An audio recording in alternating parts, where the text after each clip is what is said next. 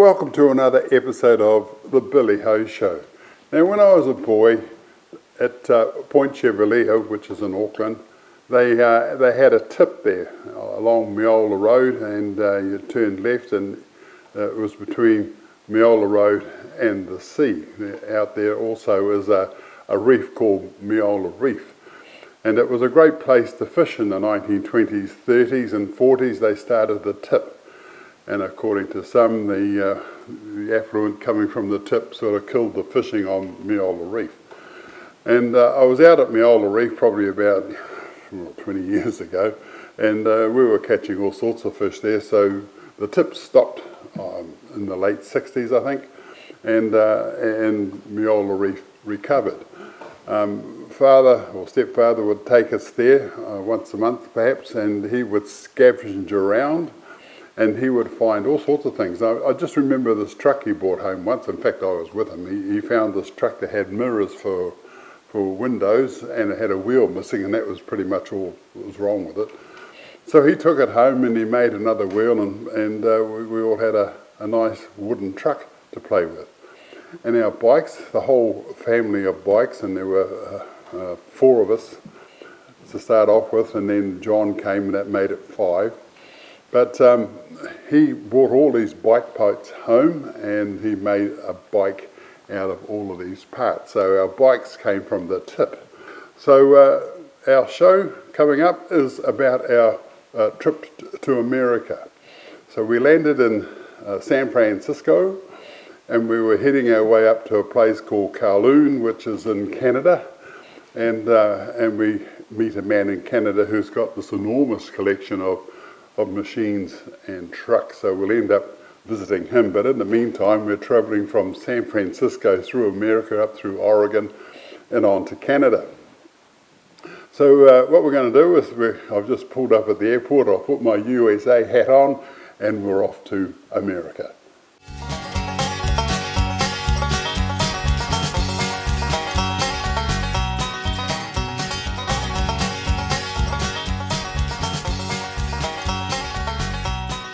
Well, we're off to San Francisco. It's about a 12-hour flight from New Zealand, and the plan is to have a quick look around the city and then hire a car and head north, ultimately to a place called Kelowna in British Columbia in Canada. Our good friend Roger Mann has given us the contact details of a man who lives there and has a wonderful collection of trucks and machines. So eventually we'll get up to see that. However, it's quite a number of days driving on the wrong side of the road to get there, so what we're going to do is just have a look along the way and see what we can see. But first up is this train, 172 carriages pulled by these 3 giant locomotives. The BNSF on the side is related to the famous Santa Fe line. Anyway, coming up on the right is what looks like a bus graveyard, so that's a good place to start. We're going to bang on the door and see if we're allowed to have a look around. There's certainly a great collection of buses and trucks for that matter in this little place, and where we are is just before you get to the town of William, which is heading up towards Oregon from San Francisco. What we're in here is a graveyard of American buses, and in particular the Greyhound bus, which is what this is. Had the people sat up there and they could look out through the front. A few people in the front here, and this big GM Detroit to run the thing, and behind me is a Peterbilt truck. I've got no idea what year it is, but I'm just thinking of old Matty Franicevic, who came to America in the 1970s especially to buy one of these. And just looking in this cab, left-hand drive, twin sticks. Yeah, everything that Matty's had. But just looking at this cab, it's got a white sort of feel to it. This sort of narrowish window, the diamond T effect if you like. And that windscreen sort of slopes left and right, which makes me think it's sort of late 60s, early 70s, but I could be totally wrong. And just having a peep under the bonnet there, it doesn't say, oh, it's a Cummins. Yep. Says there. But there's the donk. slide that down and onto the Peterbilt and just let him rest in peace. I can't remember the film, but somebody made a motorhome out of a bus like this, very rounded shape, and the bit at the back there I think is to force the air into the air conditioning, so the passengers had a bit of comfort. What does this say? I think if I sort of, looks like an FLX, flexible. Maybe it is flexible, but certainly a stylish bus, as opposed to the square box of a thing next door. It's got the little sliding door just here. I guess that's the front, although you wouldn't know. It's got a bit of a sun visor, and or that might be the back door. I see there's a red light and a number plate back there, but trans lines, number 106. And look at this, we've seen lots of these internationals in New Zealand, and here's one actually in America. Isn't this amazing? Probably a 3-ton, 5-ton. It's got a 4-speed box in there, but that international logo with a green in the middle, which means it's probably got a green diamond in it, and the same hopeless little mirror stuck out the side here, shaking away. And there's the cab. Everything the same except it's on the left, and you can see written on the clutch and the brake is the word clutch and brake. And this, see if I can, no, I can't look under there. But anyway, our first international. This bus here with its recess up here is something very similar to what the ARA in Auckland had with their diesel buses, and the trolley buses are sort of sloped back like this, pretty much the same colour really, but with this window sort of a bit more in than the one on the right hand side. When we were down in San Francisco, the buses still looked a bit like this, the trolley buses, but this is the closest I've seen to what we have in, or had in New Zealand. But all different types of windscreens on all these buses, and you can see the back of one of those lovely rounded bum buses just down there with the big white stripe, and just behind it is another one. So they had a design and got on with it, and it says here General Motors GM coach, so GM even made buses. And another Peterbilt hidden amongst all this, but you can just see what I mean about that door. It's got the old white, I think Western Star had a sort of a door like that, and the windscreen, very V windscreen. So yeah, another old Peterbilt. And of course the Peterbilt was the Rolls Royce of trucks. And just looking straight behind the camera, we're going to have a look at next, is an AC Mack. And we've been talking about AC Macks and Macks in general, but there's a real old timer. Let's have a look at that. If you get a chance to go down to Richardson's Museum, he's got a beautiful example of one of these AC Macks in the museum. Now this one looks like it's very, very original, and you can see the big, this has got an enormous radiator up and behind the engine. But yeah, this is just a magical find. Come and have a closer look. And of course the radiator was behind the engine, and some say that was to stop bullets going through it in the First World War, and others say that's just where it was at the time. And even the little Mack logo of the time is sitting up on top of the radiator cap there. Isn't that just very, very neat? And like the one in Richardson's Museum, this may be driven, yes, this is chain drive as well. It's got a crank handle in the front here to kick her in the guts. But let's have a look down at the chain drive down here.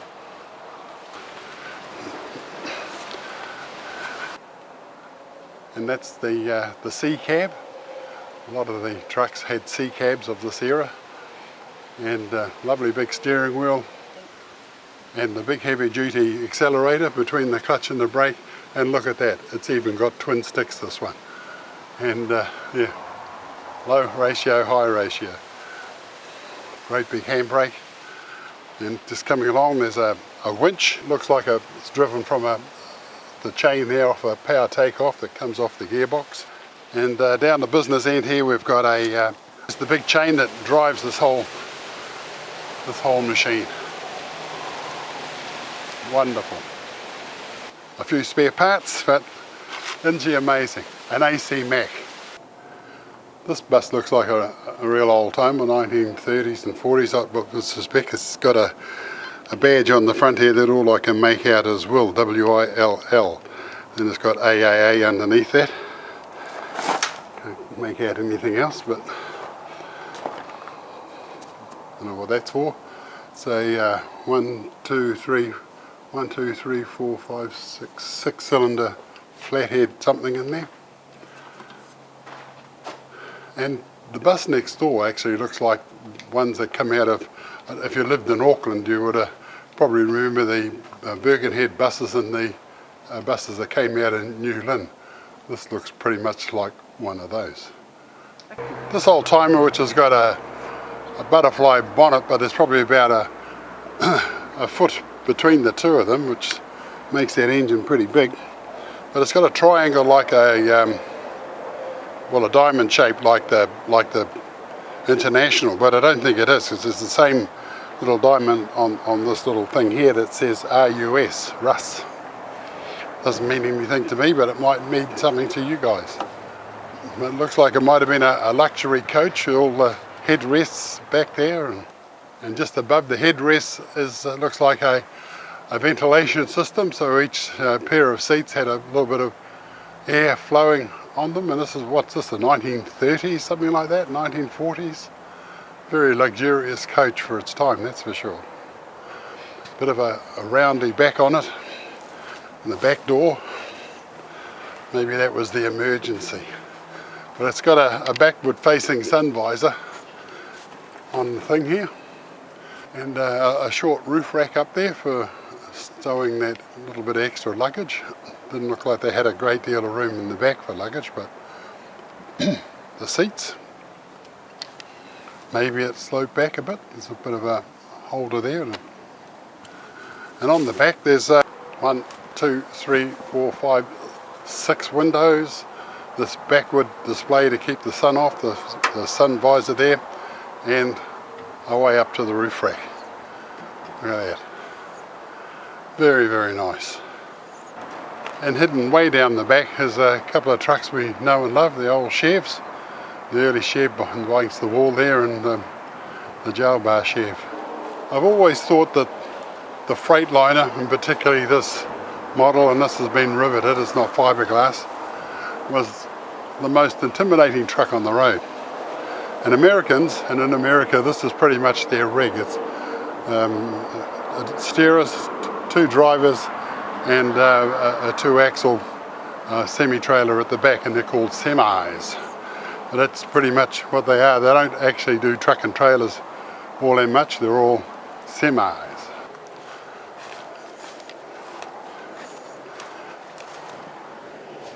And this is another one of those period buses, and I don't know how many they made, but a lot of people have turned them into a very handsome motorhome, and this is another one of them flexibles. And I think the most striking thing about these things is you got to love the bum. That's just art. Well, Jim, the man who owns all this, is restoring a couple of buses, and this is one of them.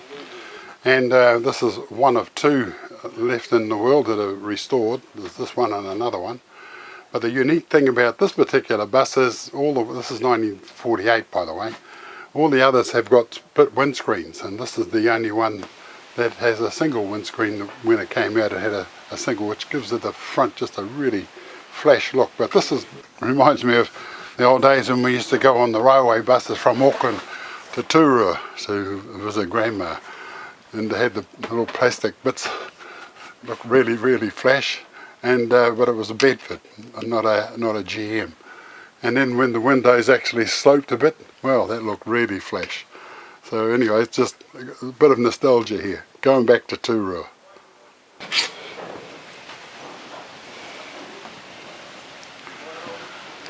Look at that, isn't that just wonderful? In fact, it reminds me of the Mickey Mouse Foden, really. That's sort of what it initial looked like. But there it is, a very unique bus and a very unique place. So if you're coming towards William, heading towards Oregon, stop and say g'day to Jim. Melbourne Lime, every time. Melbourne Lime, available all over the Southland district and beyond. Top grade lime that's been available year after year. Call them on 03 417 8228. The next time you need lime, think Melbourne Lime, every time. Well, my 2022 calendar is now available, and it's available at Paper Plus, Wickles, and a whole range of independent bookstores. But if you go looking for it, it's not too hard to find. And if you can't find it, just send me a text or an email, and I'll see if I can get a copy to you. I've only got a few left, but on the back are all these old trucks rusting away, and they're all from the 40s, 50s and 60s, these old girls, but they've all had their time in history, and they've all had their time in New Zealand history, doing whatever it is they did. Also, my wife Linda, and our cameraman, she does a calendar as well, which is all about planting.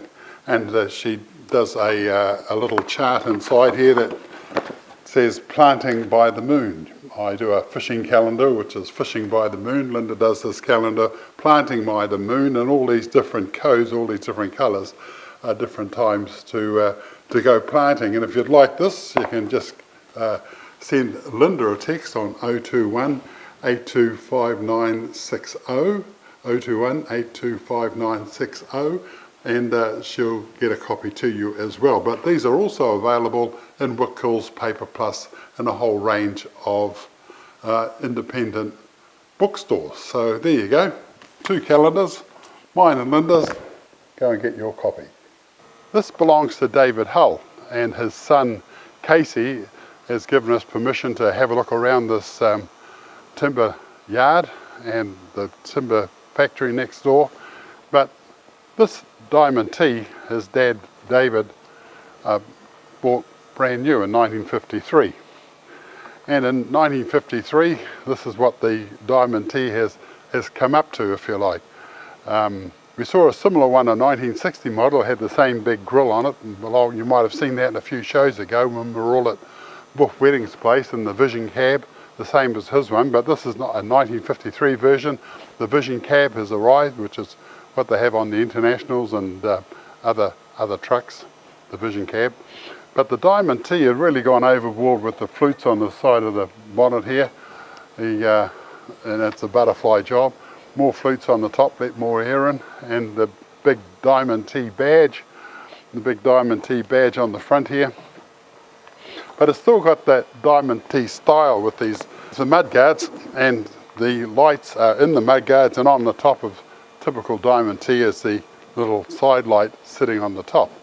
But it's just, you might remember the diamond teas we looked at that belonged to Don Gordon, who lives in Tauranga, and he's got three or four diamond teas, and they are also very well built.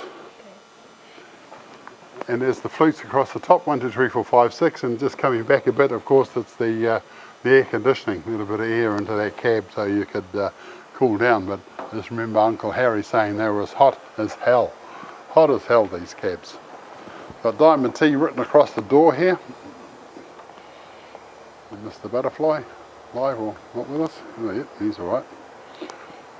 And David and Carol Hull, they're the people who own the sawmill. Let's have a look in this cab, Vision cab. But you've got to say they're certainly easy to get into and out of. The big steering wheel, it's got Diamond T on the horn, and you've got to say that when you look at the dashboard of Brian Belcher's and others, the Super Deluxe Diamond T, absolutely stunning. Well, coming into this dashboard, it's still the Vision cab, but it's got a rev counter, it's got a clock, it's got, yeah, you've got to look at this dashboard. Air controls down there. It's got a stick that comes out of the middle. It's got another stick in the front, so she's a twin stick job. Looking down on the floor, you've got a clutch with a round boot plate on it, and then the common brake and the accelerator next door to that. Now there it is, that's the dashboard of the Vision cab, and of course up in front of us there, if the air's not happening, there's a little thing that says, comes down and blocks your vision and says that the air isn't happening. So we look up on the, and it says 1, 2, 3, 4, and it's got a high, low and an overdrive and an auxiliary. So that's what the pattern is. So it is a twin stick job. Just looking out the bonnet there, that's the 6 flutes you see across the top, and butterfly bonnet either side. So it's just great to see what happened to Diamond T early in the 50s, and it's certainly a flash truck. Here we go. And it's a great piece of history, that's for sure, and sitting in a shed out of the weather. Now if we look up here to the pole, it's got a pole trailer. We were talking about wooden poles with Uncle Harry and Barry Caulfield, and look at that, lo and behold, a wooden pole with a steel shaft on the end of that to do the job, and it too just sits on the back just like the old days in New Zealand.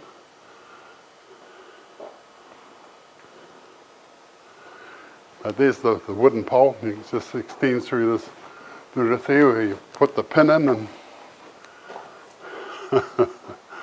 away it goes. Next door, on the front of this, is something nobody's seen before, I'm sure, in New Zealand. It's called a Dodge diesel, and we all know what the Dodge are, and on the bonnet there it's got the big Ram logo, Dodge Ram, and it's all bonnet, and a very, very narrow wrap-wound windscreen from the 1957, 58, that sort of time, and a bit like the old PA Vauxhall. But I'll pop around the other side. It's just trucks that you've never seen before. See this, and you.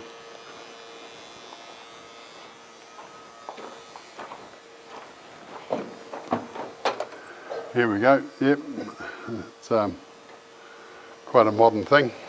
Very wrap round windscreen, just like the doors you'd see on a 57 Chevy or something, or Dodge, and plenty of room. I'll just jump up there and just see.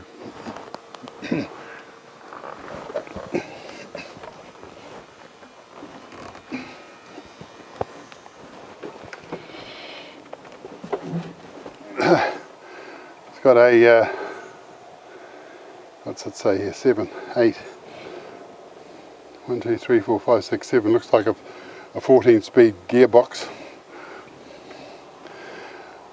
Yeah, my head's banging on the roof, so you think with a truck this size you'd actually have a bit more headroom, but no. But anyway, this is a lot of bonnet sitting in front of me here, the wrap-round windscreen, so the Dodge, very unusual. This is an old model Mack, a bit like that Diamond T, although the headlights stand out on a little pedestal here, still got a little side light on the top. Looks the same model that Gavin Abbott restored, and we saw that at Buff Weddings do a few programs ago. And the Mack dog standing up proud there, and this is probably the model that a lot of guys will remember, but it's still got the nice shaped mudguard, big wheels. I'll just job around on the driver's side there, because it's in America, of course, it's on the the other side. But a fine looking truck from the 1940s. Let's have a look in this cab. Now you can just sort of see here where the doors are just starting to look a bit like the doors that they have today.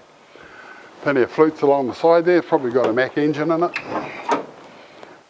And there's the dashboard, looks exactly the same as the one that Gavin restored. Then we come down to the gear stick, might have 4 gears, and then looks like another gear stick on the left right hand side there. That's probably a high and a low ratio as well. 1 clutch, 1 brake, 1 accelerator. I think it's just probably a bigger truck, probably a 10 ton, 12 ton, something like that. But again, it's got the wooden pole and the steel clamp. You just bolt onto the front, so it goes into the back there. But amazing. And here's the third of these old Macks, and there's a tank on the back of here, and there's the diesel tank. But I'm told that that's actually a water tank.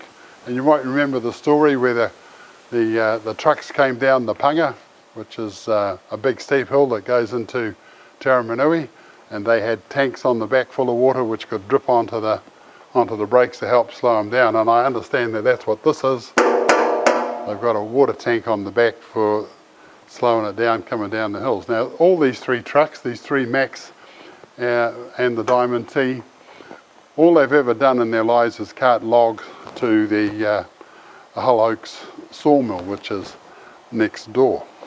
So it's just good to see that a sample of the Macks that could have come to New Zealand but didn't. We had the Leyland was the big truck, I suppose, the Commas, the Bedfords, and the saving grace, I guess, was the old R190s or the Internationals that came with their 671s. But next door to this is a fairly old Kenworth. The lights are pretty much identical to the lights on the Mack there. It's got the same mud guard sitting out the side. So, and it's got the doors that look like they come off a white or a Western Star, the old style Western Star. It's got the windscreens, 2 windscreens locked in on a bit of a V angle like this, like that Peterbilt we saw earlier. But this one's got a steel pole. All these other trucks have got wooden poles. This one's got a steel pole, so I guess we're getting updated with this Kenworth. I don't know what year this Kenworth is, but it's probably early 60s, even late 50s. And so all of these trucks here belong to the Hull Oaks. They've all done logging. The ones, all these trucks except the Kenworth have all got their wooden poles, and this has got. But it's just great to see a fleet of American trucks doing the log hauling thing. So there you go. This is what they did in America, and we're struggling to do things with the British trucks. I'm in Oregon, and it's just turning into autumn, and the trees are all changing colour. And like in New Zealand, tucked away in little corners are these old wrecks of trucks. And I'm sure these 2 could be restored, but this is a B73 Mack, and there are a couple of examples in New Zealand. Bill Hammond's got one, and there is one in Motueka as well. In fact, I think the one in Motueka is white like this one is. Up on the hill there's another Mack, which is the one like the ones we saw in the shed earlier. But it's just interesting that there it is. There's no rust in it at all, or not hardly, well, just surface rust, but it's probably been sitting here since it stopped work probably in the 70s, maybe 80s. And here it is, waiting for somebody to come and say, restore me, let's have some fun. But there it is, an American B-Series Mack.